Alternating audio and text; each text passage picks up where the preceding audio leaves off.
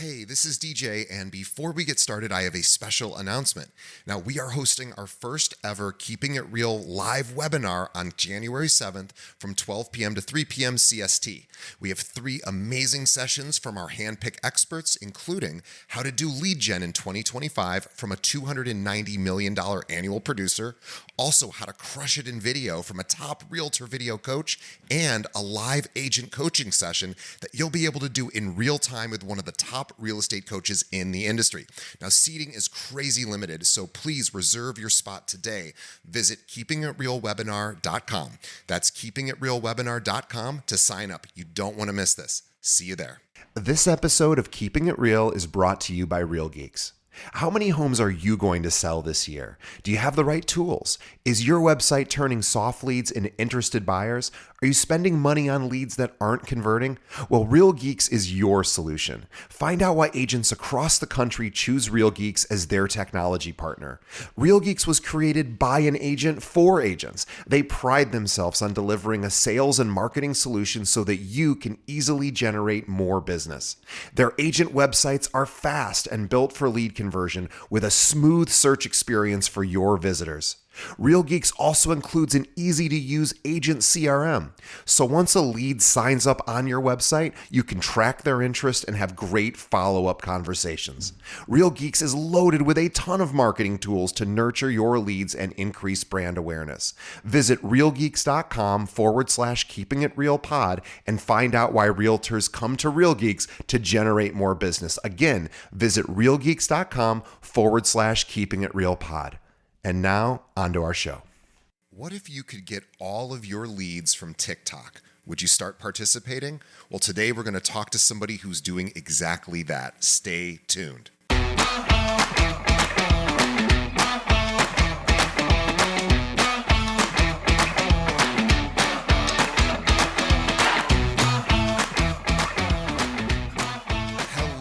Welcome to another episode of Keeping It Real, the largest podcast made by real estate agents and for real estate agents. My name is DJ Paris. I'm your guide and host through the show. Just a moment, we're going to be speaking with 30 Under 30 winner and also TikTok star Kina De Santis. Before we get to Kina, just a couple of quick reminders.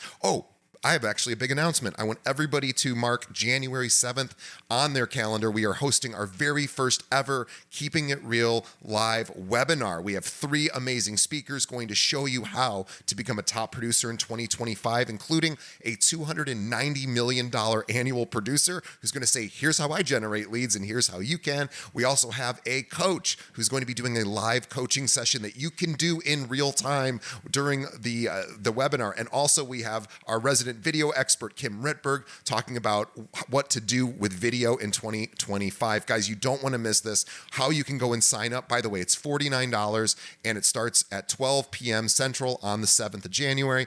Here's how you sign up. Go to keepingitrealwebinar.com. Again, keepingitrealwebinar.com. There's a few seats left. Please go check it out. We'd love to see you there. And as always, thank you for a great 2024. Please continue to tell other realtors about our show. That really helps us. And check out our sponsors and what they offer. We love our sponsors and they help keep the machine rolling. And we will see everybody in 2025 with even more episodes and more great content of what you want. And now, my conversation with Kina De Santis.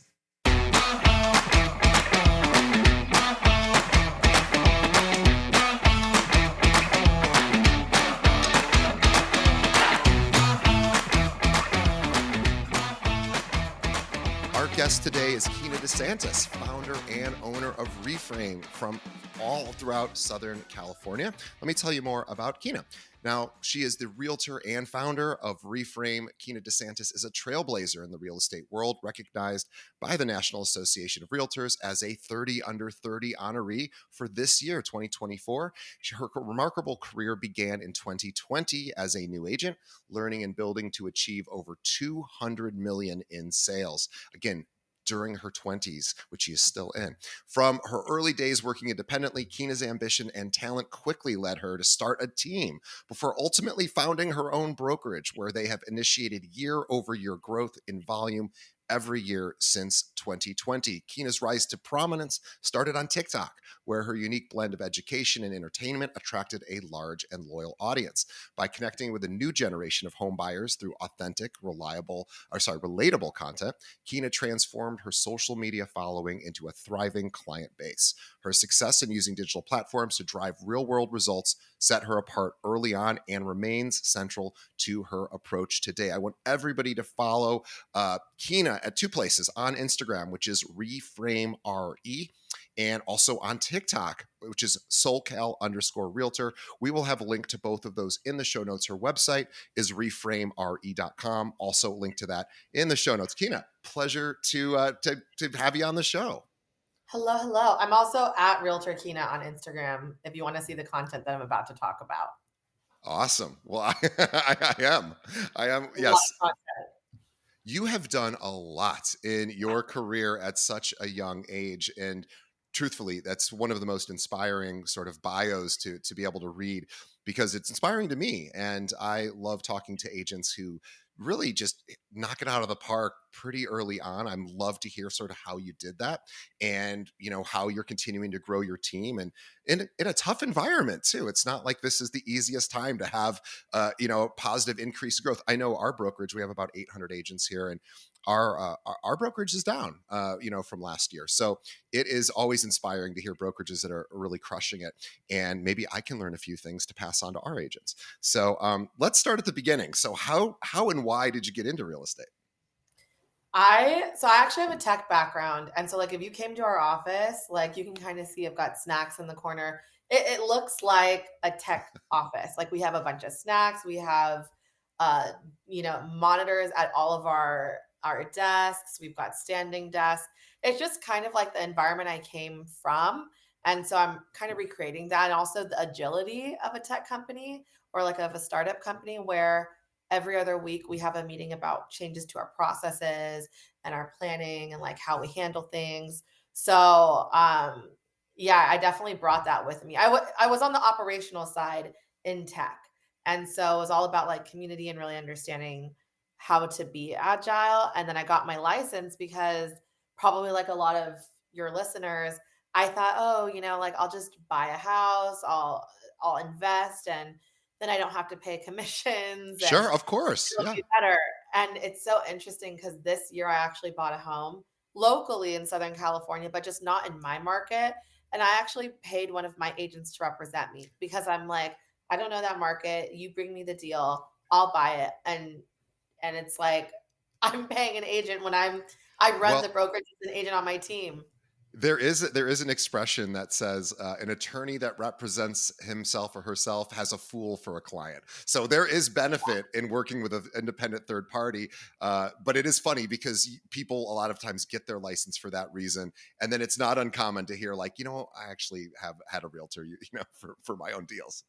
Yeah, it's like once you do that, you realize the value of a realtor and how much information there is and how like financially beneficial it is. And you're like, yeah, all day long, I'll do that. So So why? one of the things I want to talk about, process, because you come from the IT world. That's my background as well, and I love this idea of being agile, and being able to make changes, as you said, to process every couple of weeks. And so, tell us a little bit about like what does that mean? Because I would love to hear about how you guys are constantly refining, the steps you take to have success, and you again are having incredible success year over year. So whatever refinements you're making are clearly working. So walk us through a little bit of that. Okay, are you familiar with like the startup accelerator model? No. Okay, so a startup accelerator model is where they'll say like they'll have a group of investors and they'll have 10 businesses come in, and they'll say, those are the 10 businesses we're going to help week after week refine what they're doing. And we'll look at all of you individually and just try to like focus on you. That's not our exact model, but I would say that's like the closest thing I just kind of realized this year. I'm like, I've got, my 10 agents. Every week we're meeting. I'm going over what they're doing, trying to figure out how to make tweaks. We also Ah, have infrastructure on overall what we're doing. We have playbooks for literally anything. We're not a brokerage that's like just close your deal and be done.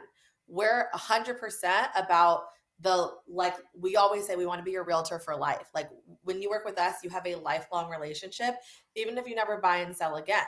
And we make it really clear like our business model is to be the best, to be the most high touch, but not just for super luxury, but even for someone who's buying, which in Southern California is like the lowest price condo you can get, like a $400,000 condo.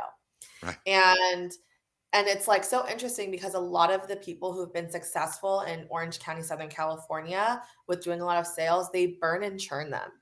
And Sure. only when you see people at higher price points do they get the actual attention and care of someone who's a real fiduciary. And so, not just being a fiduciary, but also having all of the like love and support after, that's our business model. And it's really simple. We don't try to do the most deals that we can do. We just try to do all of the ones that we're doing the best way possible. And that's how we've grown. I love that. It's funny you mentioned the, are you familiar with the sort of the accelerator model? I should be because I have invested in businesses where I'm like an angel investor in that Yeah. exact same accelerator process. And you're absolutely right. The way you were explaining what you do with your team is what, and I don't really do that now, but what I have done before with, we help individual companies and give them guidance and consultation, and that's a really interesting idea. So tell me some of the things that you're doing to, so when you say like you want to be the best and the most high touch, tell us what does high touch mean to you? It means that, like, if someone has a question, we probably wanna know they're gonna ask that before they actually ask, and have a resource ready for them, or give them the information even unprompted. Like, that's to the highest level, right? A lot of people wanna automate with, like I get it, the automatic emails, this thing, that thing, those are really great, actually, I do like that, but what we're doing now is we're introducing virtual assistants to help take the lift off of being high touch, because it's also not necessarily financially sustainable to be, spending maybe 100+ hours per transaction, um, writing out the emails from scratch every time, right? That's why we've got Right. templates. That's why we have information being processed a certain way. We have vendors that we also like working with that have decent pricing and keep their pricing good for our clients. So it's really, we're trying to be all around, like very well rounded instead of just good at one thing. So the team, I'm assuming you probably have some repository for the team where a lot of these resources kind of live. Maybe it's an internal wiki or something to that effect, so that and it's really a brilliant idea because there's only so many questions that a realtor gets asked, and to be able to sort of identify those with a solution really does make you incredible. And also, again, think about the time. Well, you already know this, but the time save on that is amazing because you only have to write the answer once and maybe review it every so often to make sure it's still accurate. But For it's sure. great to just to go, oh, I just have to retrieve that data, throw it out. So do you guys, are you so I imagine you're sort of a tracking person too. Are you guys tracking all sorts of, okay, tell us about your tracking systems. I want to hear this. So we're looking at, well, like on the long end, I'm looking at each agent's individual like numbers, units, where they're coming from. Most people come from our social media. Even my agents, home buyers and home sellers come from social media. We're trying to understand like what that touch point looked like ahead of time. We're also, looking at um just like overall who's actually like being involved with the brand post close of escrow. So that is Ah, also a pretty good indicator of, future referrals that we'll get. I will say like something to really understand is we're also looking at sentiment, which isn't something you can really like say, here's hmm, the number of our sentiment this week, right? yeah, Um, but our most part, our buyers and our sellers are coming from social media, and they're yeah, reaching out to us. And because they're meeting us from an algorithm, we have this like really good connection. Our culture is really tight. If there's ever a time where, someone's not a culture fit, or the effort isn't there, or the ethics aren't there, they're off the team pretty fast. sure. And it's, even if we like somebody, those three things have to be there, because those three things make a good agent. And that's what the people who reach out to us are looking for. So we're also really keeping that into account. We're not trying to be the biggest brokerage. I actually don't want a lot more agents. I just want to be lean and mean. Yeah, it makes sense, and it's really interesting this the social media model because it's incredibly hard to crack and to gain any sort of real following that's going to ultimately generate enough leads to create a business even for one agent. In your case, you have a lot more than one agent. So tell us about sort of how that came to be. How did you start? How did you kind of begin to develop a following on social? When the pandemic started, my husband was like, "You should be on TikTok. You should be posting on TikTok." And I actually sold my first home in when the pandemic started, like by myself, and I was so fresh. And so I started posting every single day. And I don't know if people had really done this before. I'm sure because it's not that original of an idea. But I think I might have been like the first agent, at least in my market, that was posting what X gets you in X city, right? So Oh, what I like that. $1 million gets you in Tustin or Orange or Villa Park. And that started catching like really well. I started incorporating like just lessons that I had learned, information that I think people needed to know. When I started in real estate, really nothing was about real education. It was all like, here's the steps and here's how to reach out to me. And And it or was, here's me at the gym working out, and here's me with my dog, and me realtors yeah. do this all the time. Yeah, Yeah, and, like, for me, the easiest thing is if I can just provide value, people will just show up at my door, and honestly, that's how it works. I don't I'm not against, the cold callers and the dialers and the door knocking because I have agents who do that on my team, and they're trying to sniff out deals for some of our clients, and that's amazing. yeah. But for me, we have such a big opportunity in our local market to really make a difference. Like when I go to an open house, I don't think I've had an open house in the last like couple of years where somebody hasn't walked in and been like, I know you. And I'm like, Get TikTok? wow. Instagram? And they're like, wow, you're exactly like who you are online. And I'm like, yeah, because like I'm not trying to be cool, I'm just trying to like be helpful. And that's fine, like everyone has their own thing. Some people want to be cool, they want to present a certain Look a image. certain way, yeah, sure. Mhm. But But I think what's funny about that though is that is that is very common, right? Like it's common to try to look perfect and have perfectly well lit, cool shots with professional, photographers or videographers, and do really cool video things. Like, yes, you can. That's not hard. You can hire someone to do that, mm, but to actually provide real value, that's actually hard. It's really not that hard, but it's not something. Again, most people just think visually. They're like, how do I make this look the best, or how do I make this sort of sparkle in a certain way? And yes, and obviously that works too.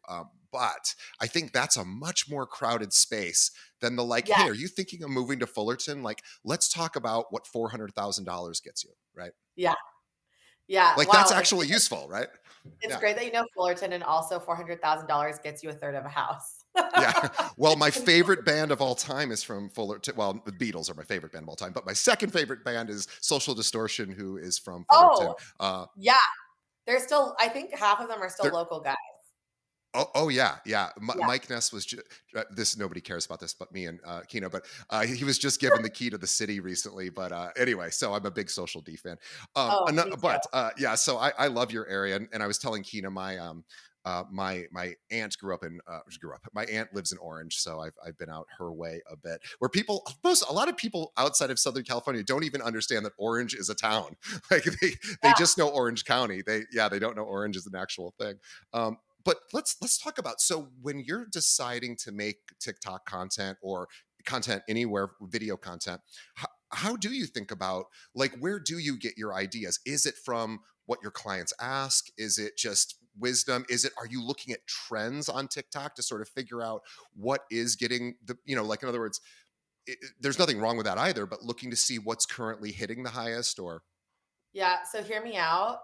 I literally don't research anything of nice. trends or what people want to hear. I just talk about whatever I care about and whatever's on my mind and what people have been asking me. I don't spend any people think I spend so much time crafting my content. I don't. I show up, I start talking, and then I leave. That's it. Or like someone will say something and I'm like, okay, let me just make a quick video about this since I'm like talking about it a lot and this is a good like thing for people to actually learn and know. If I do go to a house tour though, I do look for a couple things. I want it to be vacant. I don't want sellers who live in the home and then they're like, why is my house on social media? Right. Or two, I also like it to be staged so people can understand the visual because no one wants to just look at an empty room. That's it. That's like all I really shoot for. I try not to go. There's a lot of content that I've wanted to make that I haven't. And really, I don't do some of that content because I don't want to be disrespectful to the homeowner.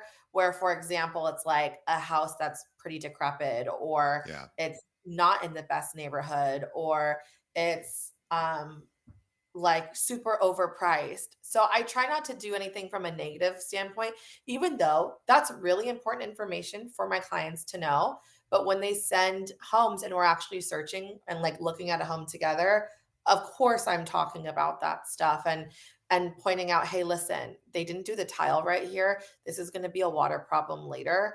And there's water intrusion in these 5 spots, and I can already see it a mile away. We need an infrared scan if you want this house. So that's what's the reality that I'm probably not showing on social media, but I just don't want to Sure. be disrespectful. Sure. And what percentage of your business comes from social media? Like all of it. So here's the thing. I actually look at the numbers. I looked at the numbers like once a year. And but I mean obviously I have like a vibe. Everyone comes from Instagram or TikTok, period. If they're not coming from Instagram or TikTok, they're coming from it's a repeat client that originally came Sure. from Instagram or TikTok. Sure. I do have Oh a yeah, I'm handful of just talking about new business. I get it yeah. that you want to be there for life. Yeah. Yeah, or it's like a referral from a client who I closed with that Sure. originally found me on social media. So by Okay. 1 or 2 degrees of separation, it's always social media. Even my SOI, like my actual friends and family, I actually don't market to on my personal Instagram, like there's barely anything about real estate. It's mostly my husband and my dogs. And on my real estate Instagram, I'll like link it. So then sometimes people see it and then I'll, get calls from my friends but that's what reminds them that I'm an agent. Right. Oh, that's so interesting. So, because I would love to talk to you because I'm in the recruiting space, so I recruit realtors, people like you, and nobody's really doing that in my market via social media. And the way that you would do it is instead of just being like, "We're the greatest firm, you should join us." Obviously, nobody wants that, but it would probably be like, "Here's a tip for you for the day," or "Here's an idea of how you can grow Yeah, your business." This idea of giving people value along the way. So I'm going to pick your brain when we're done with this at some point yeah. and get some You know, ideas. But go ahead. all of my agents are also found me on social media and a couple That's of amazing. referrals from my other agents, but everything is S- social media, my vendors too. So can we dispel the myth that, and I know, realtors, every realtor's on Instagram. Very few of them are on TikTok even now. But this idea that only young people who don't want to buy are really still on social is clearly not true. If that's where you're getting the vast No. majority of your deals. You and also, like, I've helped, like, parents from like, older parents, not, like, with 2-year-olds. I have a lot of parents with, like, 2-year-olds right now. But, like, Yeah. parents with teenagers, buy and sell homes or buy their 2nd home or sell their 1st home and, go move out of state. It's not like what I will say is I think if I was older and I had kids already that were a little bit older and that was part of who I was on social media, I would get more clients like that. I would love more clients like that. But I Sure. end up getting people who are very similar to me over and Yeah. over and over again. And I've Yeah. seen that as my life has changed. When I started, I had we had just gotten engaged. It was a lot of people getting engaged and people with dogs and not a lot of people with cats. So it's interesting, Right. right? Because it is from an algorithm. And so it does tend to mirror your life. I do tell my friends that are older and, have older kids, like sharing part of your actual life is helpful. And it is going to bring you those clients that are similar to you, Definitely. which is great because those are the people with more money too. Those are great clients, and they are Yeah. on TikTok. Have you ever thought about showcasing any mistakes or not failures in the big sense, but like, oh my god, I didn't get this listing, and and here's what I did wrong, or I don't know if that would resonate as much with the audience, but I'm curious if you ever show some Yeah. of the warts, right? Some some buyers, the only thing that I've like really like I have a conundrum about is some buyers are like, "Are you gonna send me homes every single day?" I'm like, "No, no, no, I have that automated. Once a week, I Yeah, look at your list and I tell you the ones that you missed that are important right. to take a second look at, and then we can go see it." But I feel like like actually sending homes is maybe 2% of our job. Maybe, Right. right? Because 2.5%. they can find it on their own. They don't need you, right? And yeah, and so like the thing I've made a piece of content about is like no one is more motivated to look at Zillow and Redfin than you, right? And I Right. have been automatically sending things to you every single day. I have an intense amount of responsibilities where the best use of almost any realtor's time isn't sending every single day because it's Right. automated. The best Yeah. use of our time is, hey, you sent me these ones, you missed two with $50,000. This one could have an extra $100,000 of value, and that's the one I want to Right. show you, right? And that's the value, and that's what Zillow and Redfin and great websites. I know realtors have. It's funny when realtors fight against technology, especially Zillow, which is clearly here to stay. But Yeah, they used to be a sponsor of my show for years, got so much hate because they're ruining the industry, and I'm like, well, that's an opinion, and I see how well that gets, like, how well does that serve you to have that opinion? Whether it's true or not is irrelevant because we still are business owners and we need to all play nice together. But I love that. I love that again, you are providing value. That your whole thing is value, value, value, right? And then you don't have to market as much because your marketing. I imagine your marketing budget is pretty small because you attract people through the value, right? totally. I don't really feel like we spend money. We don't spend money on ads or literally anything. We just have a social media coordinator and then post videos. How often are you posting content? Like I try to do one video a day. That's my goal. Like today I filmed 7 videos for next week and hopefully we're going to be good to go. We went to 2 houses. We did the house tours. We talked about a couple of things that buyers don't know about, like little clippets for them to, learn something about home ownership. And then we left. And I went to those homes. I confirmed them this morning. Like I went to the MLS and I was like, "Can I show your home on video?" So these Uh, these weren't even your listings. no, no, the agents were like, "Please go for it. Thank you. Please Yeah, tag me." yeah, please advertise this. Yes, of Yeah, course. yeah, 100%. And then I just showed up and I was like, "Oh, this is cool. I should talk about this because buyers don't know that recessed lights, you can change the warmth of the lights, you know?" Yeah, And it's like, there's a video. People want to know that yeah, information because a lot of people think you're going to have to, pay hundreds of dollars to do it all yourself, but they're already there. And it's like a little yeah, piece of value. I also have buyers and sellers who've come to me, even though their friends worked with somebody else, but their friend was like, "You need to talk to this person." And I'm like, yeah, "Okay, thank you for the referral, even though you have your own agent." So it's just helpful information. It's like karma, right? It's like free points. You're like putting money into the karma bucket and it comes yeah. back around at some point. It does because that law of reciprocity is real. And the other thing is, and this I know this from having a podcast, is people feel they know you, and of course, when they haven't met you yet, and when they meet you, they feel connected to you in a deeper way because they've seen or heard you so much. In my case, more hearing than seeing, because of my podcast. But it is funny where people will come up and they'll go, "I've listened to 400 episodes," and I'm like, "400 episodes, really? I wouldn't have listened to 400 episodes of me." But I appreciate it. And they go, "Oh yeah, I really appreciate. I loved your journey through X, Y, and Z." And it's really wild. But you're right. It is really cool. So you're doing content. You're doing a video a day.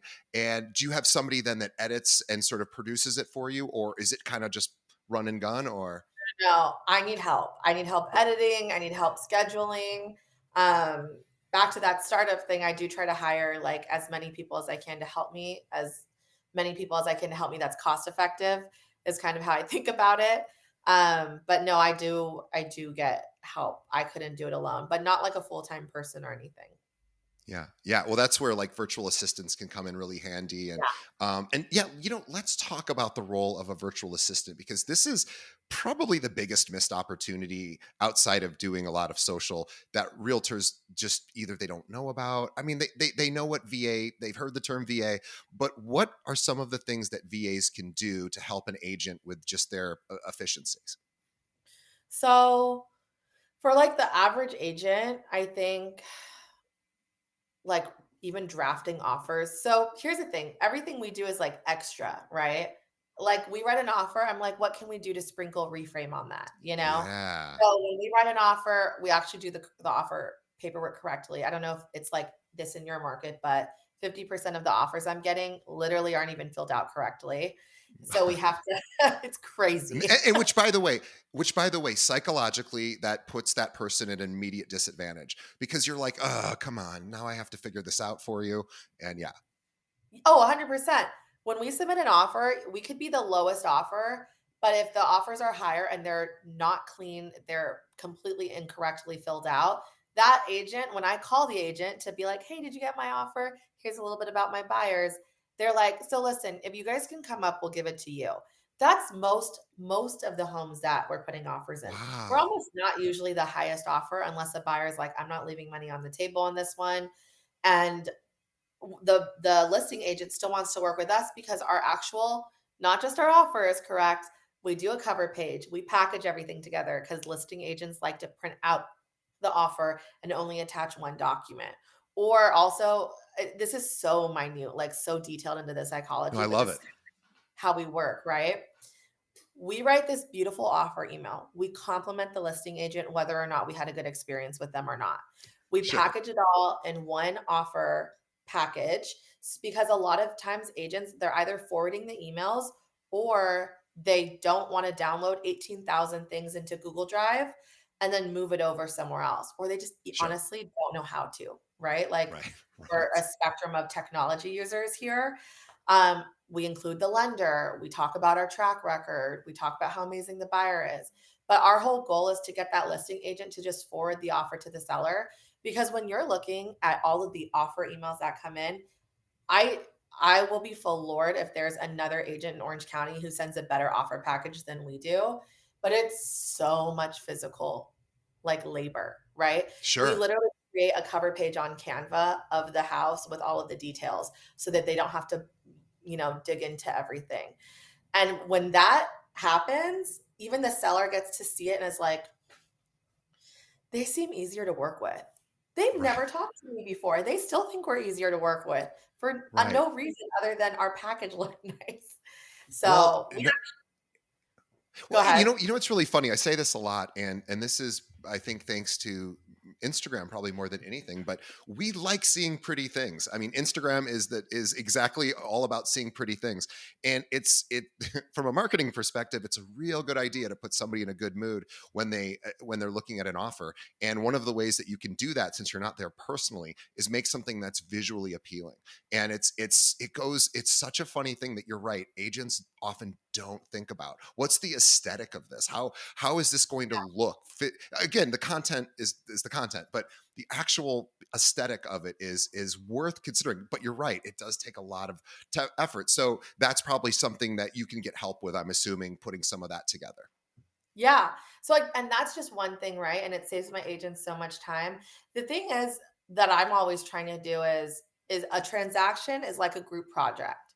And there's Mhm. always some kid who does the most work in the group project.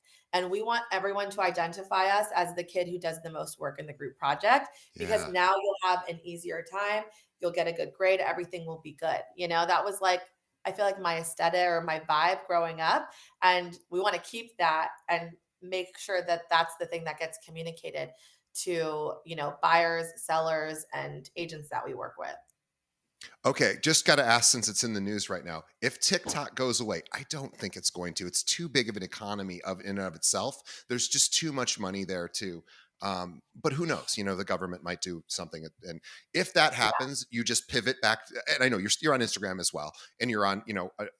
You're just going to pivot and keep going, I'm assuming. For sure. I mean, look, there's so many changes. Every single year, there's so many changes Yeah. to real Yeah. estate in particular. I'm not really concerned if it does happen, then that's okay. I'm still on Instagram. I'm still posting a lot on Instagram and meeting a lot of people from Instagram. We also have an incredible community of close clients that give us a ton of referrals.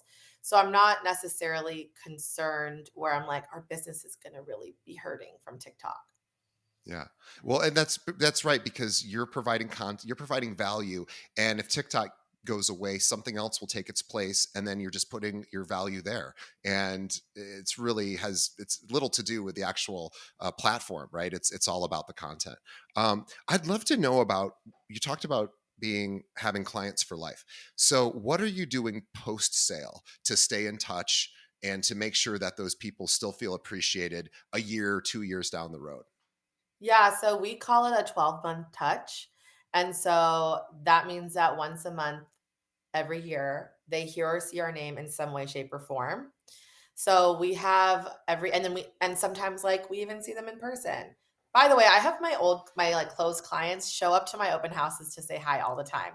So I see people around a lot, which is nice. And I really like everyone, which makes it all worth it. But we have a big Lunar New Year party every year. Everyone's invited. We do a pumpkin patch at my house. I buy hundreds of pumpkins and a coffee cart and a photographer to make everyone's pumpkin patch fun. We do some community coffees for other people to meet everyone. I have all these other ideas of things that I would want to do too, but those are the three big like events that we have. We also have workshops. I really like to get vendors that align with our, I guess, values and like how we are, you know? And so we'll do like a trust and will workshop where they'll discount their services for reframe buyers, which is great. He'll do a workshop, teach everybody about trust and will, whether you know them or not. Um, So we're talking about like estate planning attorneys, right? Like yeah, that kind of thing for trust and will. Yeah. So you're yeah. basically saying, hey, especially person who just bought a home who's maybe in their early 30s, you are not thinking about a will right now because of course you're not. I want you to come to this thing because we want to protect, your situation. Case the worst sort of thing happens, you need to be protected, and I love that. I very very few agents I've ever heard do those kind of they do first time home buyer seminars and Yeah. and that's great too, but that's a pretty flooded market.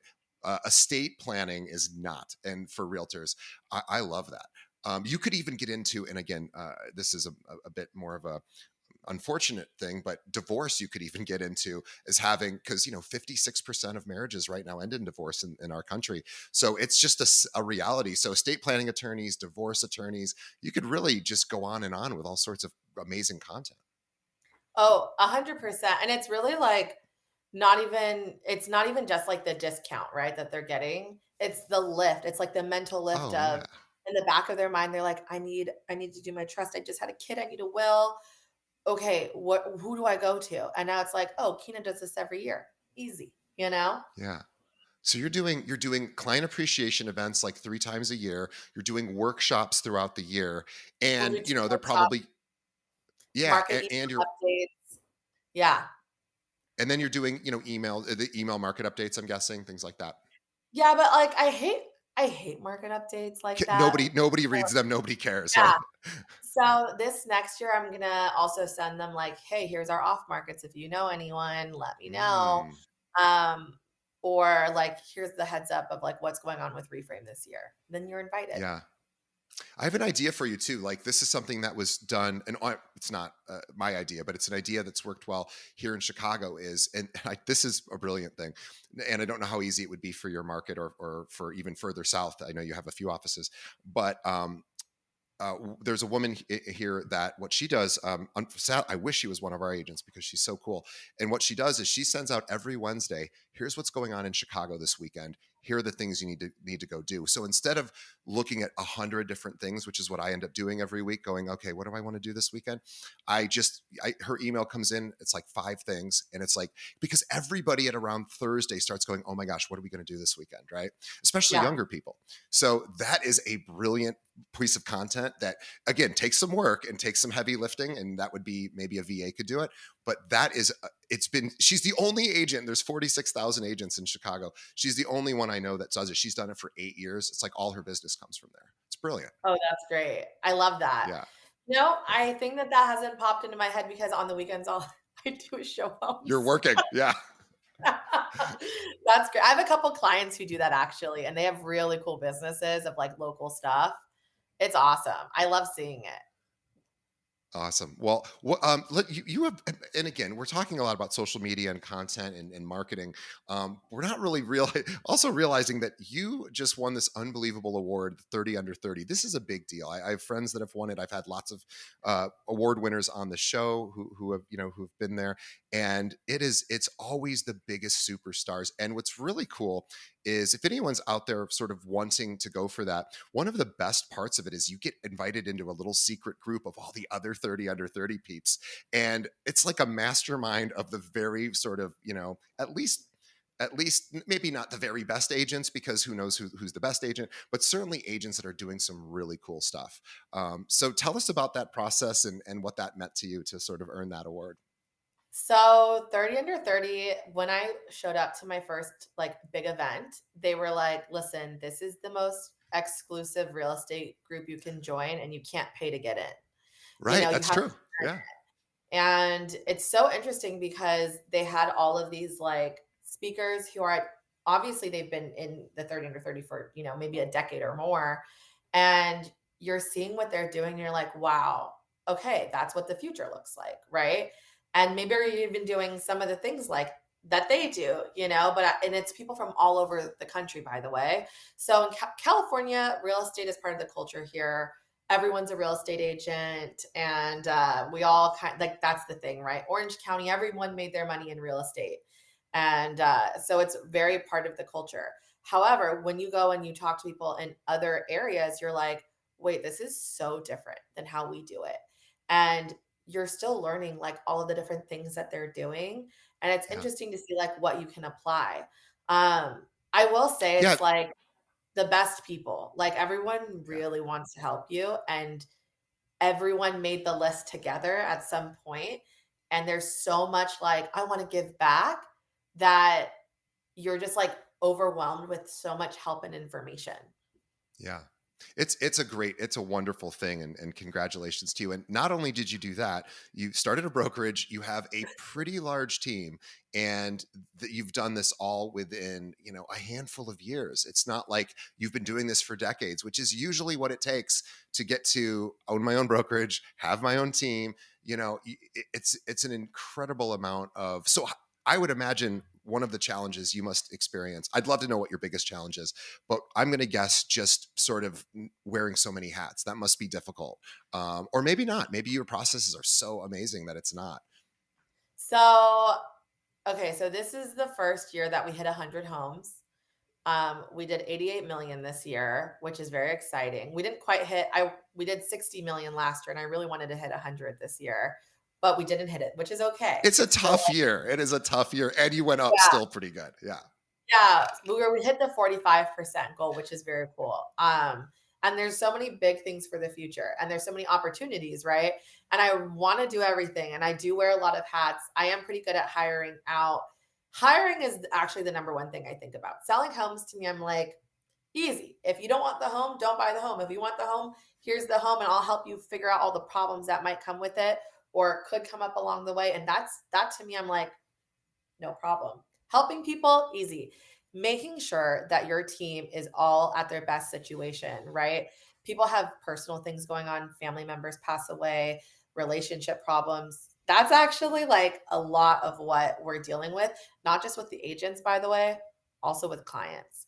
And Sure. so you're really dealing with like big emotional things on a consistent Yeah. basis and also trying to help everybody around you be their best. At the same time, I also actually, and a lot of people don't know this, I have an autoimmune disease that really impacts me from like being my best every day. Mm, So that's why I'm really systems oriented because there's times where I'm not at my best and I have to rely on others because I physically can't do it. So it's been a challenge, but it's doable. It's yeah. just a lot. Yeah, I have a girlfriend with an autoimmune disease as well, and hasn't it isn't a constant challenge in her life, but when it is, and Yeah. she's an attorney, and so she systems are everything for her as well. So I can appreciate that work, and again, just another thing for you to deal with on top of running a team, a brokerage, doing your own production, creating content, and then keeping all the clients engaged and happy, beyond the transaction. So it is. So tell me, what's the biggest challenge? Everyone's got a challenge in their business. What's the biggest opportunity for growth for you guys, or the biggest thing you need to work on and fix?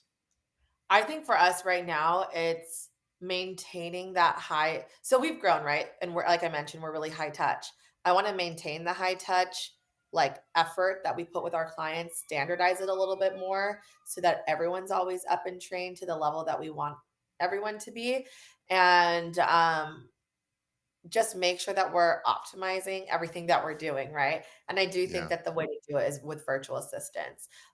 We're again, like we're actually in the office. Like I can see my agents walking behind this computer.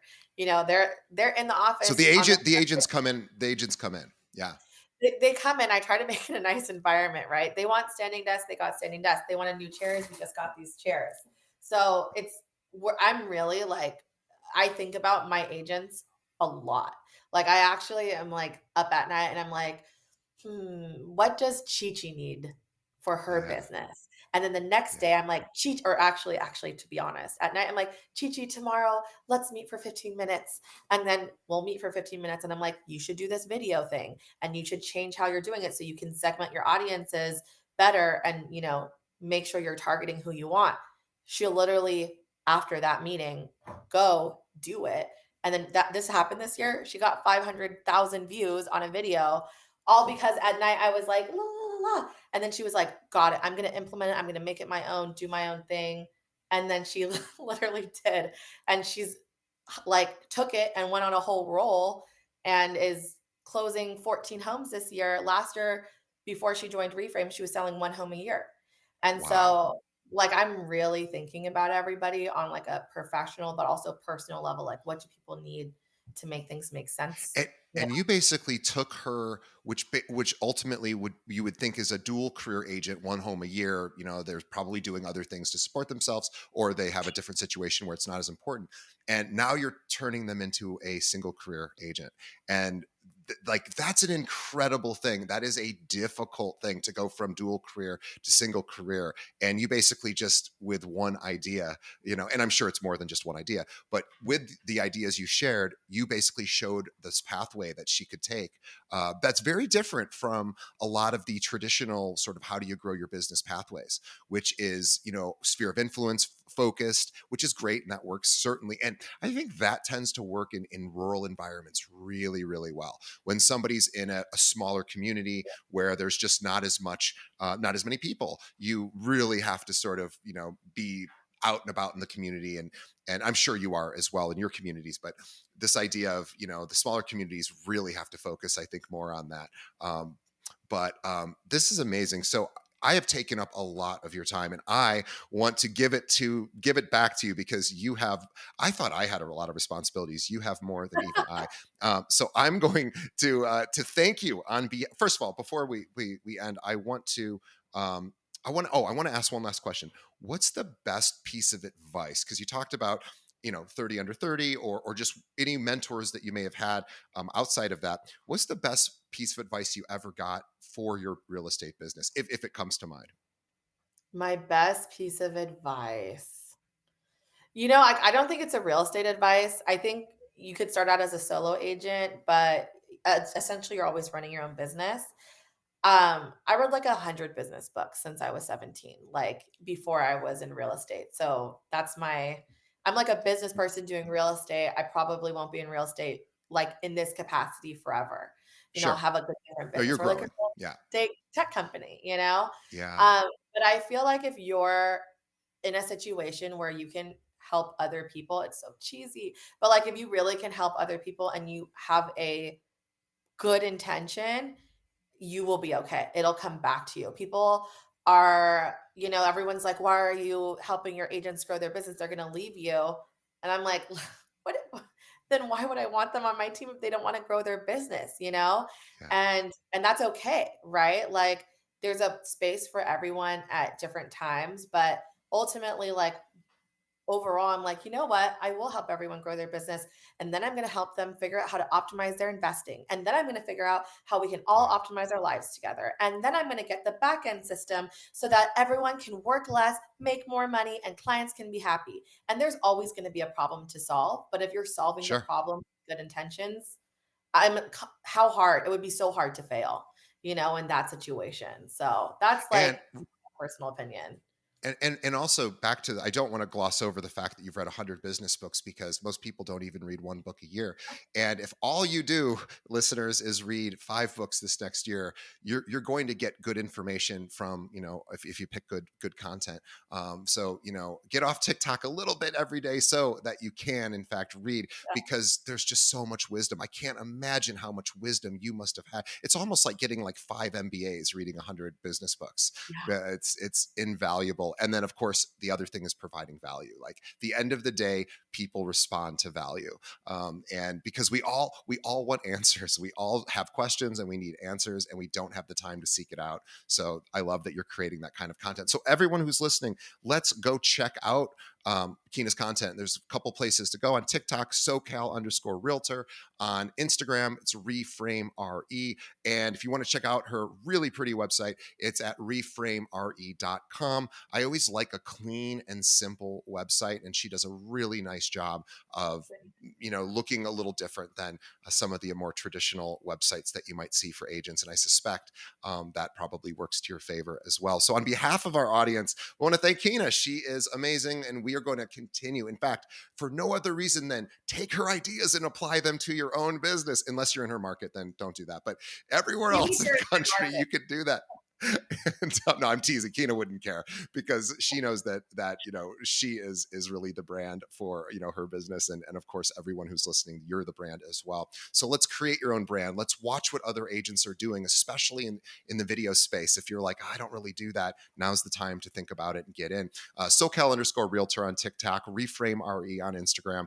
And Kina, on behalf of the audience, thank you. You are amazing, and we're going to continue to watch you grow, and we'll have you back from time to time because you will have new things to talk about. I'm excited to continue our conversations. And also, on behalf of Kina and myself, we want to thank the audience for making it all the way to the end of the episode. That means a lot to me personally and to Kina, as well as our entire Keeping It Real team. We've been doing this for 7 years now. And by the way, we have our first webinar coming up. I should be promoting this more on January 7th. If you are interested, we have 3 speakers. We're going to do a live webinar, including a live coaching session. We have also a $290 million annual producer is coming on to say, here's how I generate leads. And we have Kim Ritberg, who is a former TV exec from California, now in New York, who will tell you exactly how to do it better on video. So the best way to do that is go to keepingitrealwebinar.com. It's $49. We're just, have to like pay the bills to make sure we can turn it on. And other than that, you will get so much incredible value there. And again, the best way you can help us grow as a podcast is to tell a friend. Just think of one other realtor in your business or in your office that could use a little bit of help. This was a pretty cool conversation. This is one that had a lot of actionable ideas. So send this off to your favorite realtor who might just help them for 2025. Because let's remember, it's tough out there right now. Let's make it as easy as possible. Let's help each other with value. Keena's all about value, and so are we here at Keeping It Real. So I want to thank everyone for making it to the end, and we will see everybody on the next episode. And if this, I think this comes out before the end of the year, so happy holidays and happy New Year. And Kina, same to you and your team. Happy holidays.